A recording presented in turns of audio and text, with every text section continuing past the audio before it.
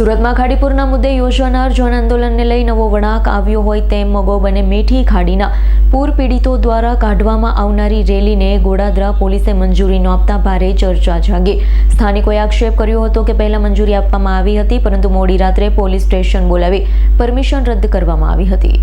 સુરતના મગોબ અને મીઠી ખાડીના પૂર પીડિતો દ્વારા જન આંદોલનના ભાગરૂપે રેલી યોજાવાની હતી, પરંતુ ગોડાદરા પોલીસ અંતિમ ક્ષણે તેની મંજૂરી ન આપી હતી।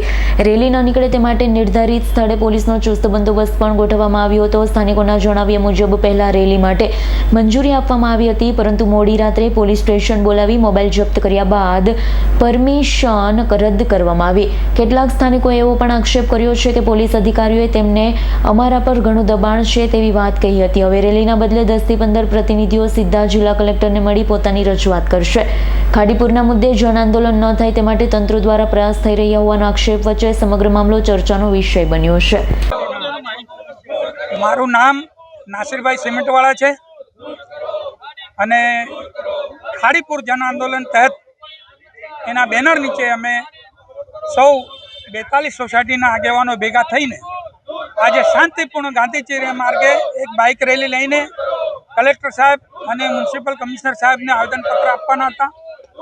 અમે પોલીસ ડિપાર્ટમેન્ટ પાસે પરમિશન માટેની કાર્યવાહી કરી, અમારા આગેવાનોના જવાબો લીધા, અમને હા પાડી અને પછી અચાનક રાતના કોઈ કારણસર આ રેલીની પરમિશન રદ કરી રેલી નીકળશે નહીં એવો અમારી પર પ્રયાસ થયો, પ્રેશર આવ્યો।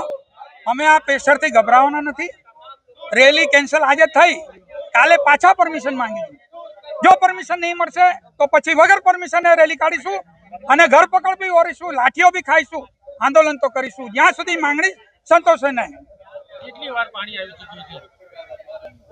આ 10 વર્ષથી પાણીની સમસ્યા છે, જટિલ સમસ્યા છે અને સરકાર માટે આ મુદ્દો નાસુર છે। સરકાર સારી રીતે જાણે છે। 3500 કરોડનું નુકસાન હજુ સુધી થઈ ગયું છે લોકોનું। 60,000 પરિવારો આ પીડાના પ્રભાવિત થાય છે। આ પીડાથી bureau report S9 news Surat. અમારી તમામ માહિતીથી અપડેટ રહેવા માટે જોડાયેલા રહો S9 ન્યૂઝ સાથે।